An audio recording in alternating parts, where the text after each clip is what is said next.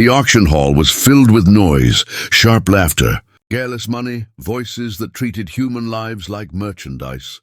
She stood on the platform with her head lowered, hands trembling slightly, her face hidden behind loose strands of hair. To everyone else, she was only a number written on a card, a thing to be bought and owned. To him, she was supposed to be nothing more than evidence. He had come to the auction undercover, driven by a plan to expose the illegal trade that thrived in the shadows of powerful men. He told himself he would watch, record, and leave. But when the bidding began, something inside him broke.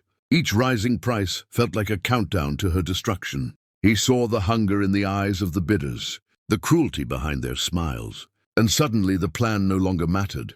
Her eyes lifted for a brief second, empty yet burning with quiet endurance. And in that moment, he knew he could not walk away. Almost without realizing it, his hand rose. The numbers climbed higher.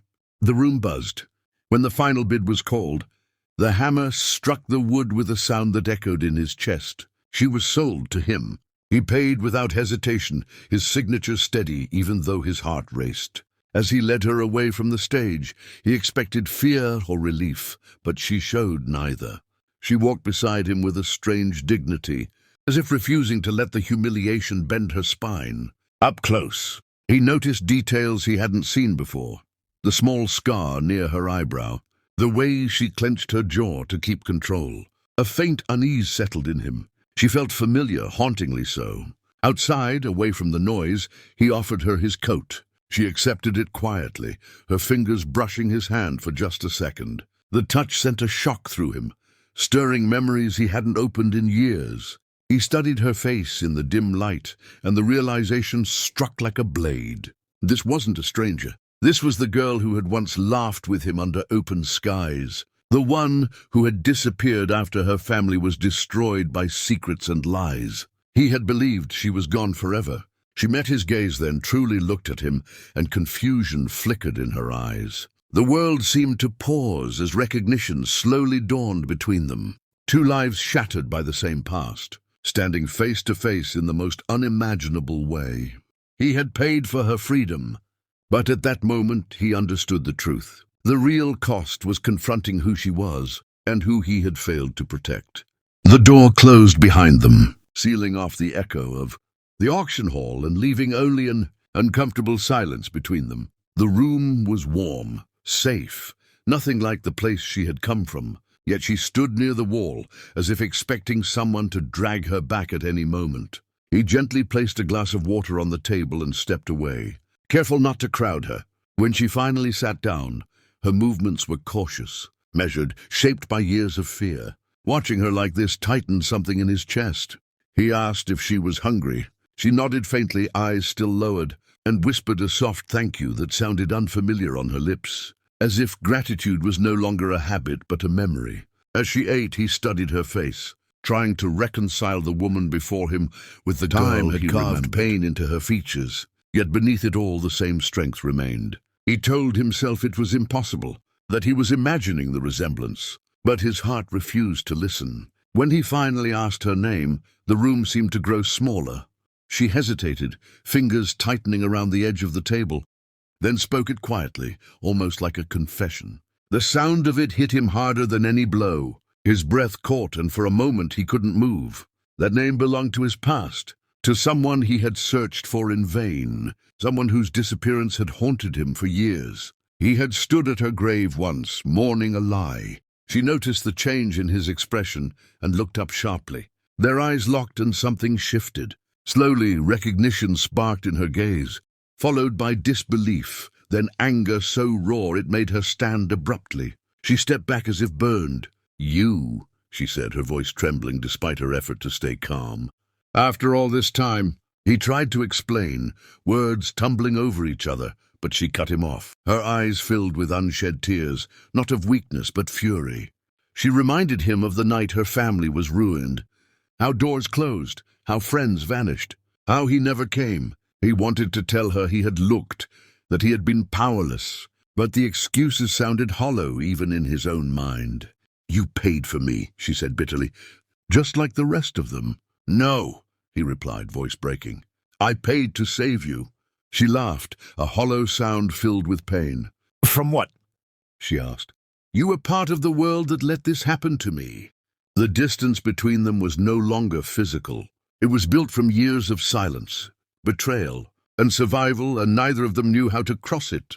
The days that followed were heavy with unspoken words. She stayed in the far room, quiet and distant, while he buried himself in work, pretending that action could silence guilt. But the truth refused to stay hidden. Every document he uncovered, every name he traced, pulled him closer to a past he had tried to forget. What he found shattered him. Her disappearance had not been an accident nor a mystery.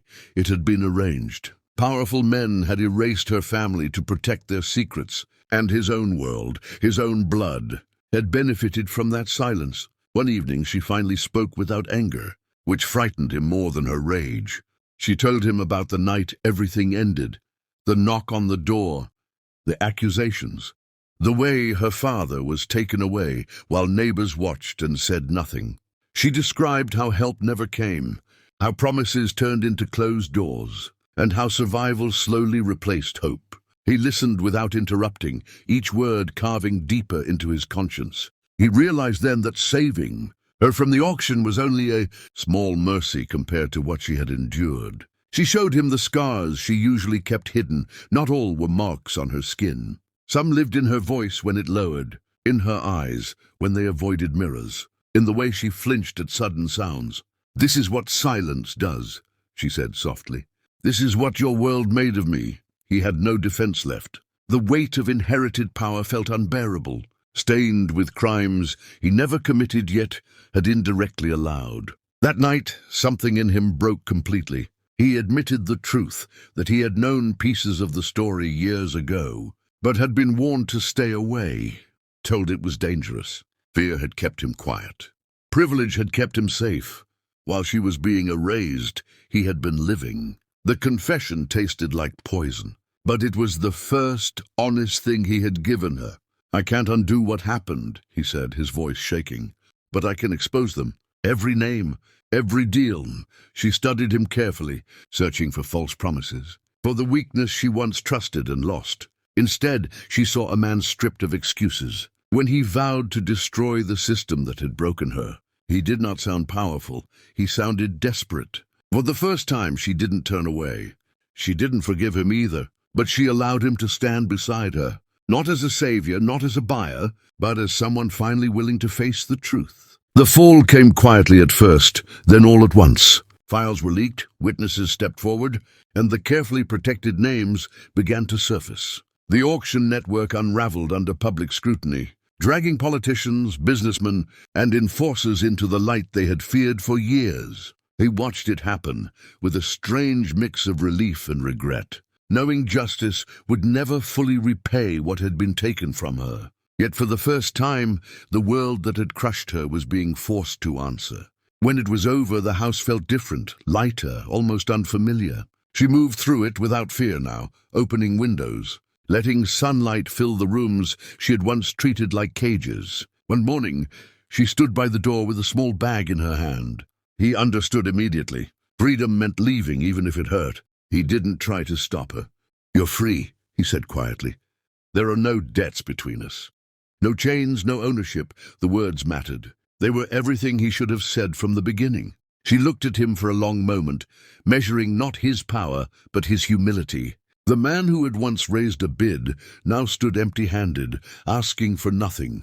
"I was never yours because you paid," she said softly. "I survived because I chose to." Then she paused, her voice gentler. "But I stayed because you finally remembered who I was." There was no promise. In her words, only truth. Choice, not obligation. She stepped closer and placed the coat he had given her on the table. "This belongs to the man who bought me," she said.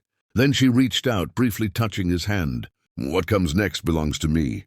A faint smile crossed her face, not broken, not fearful but whole. As she walked away, he felt no emptiness, only respect.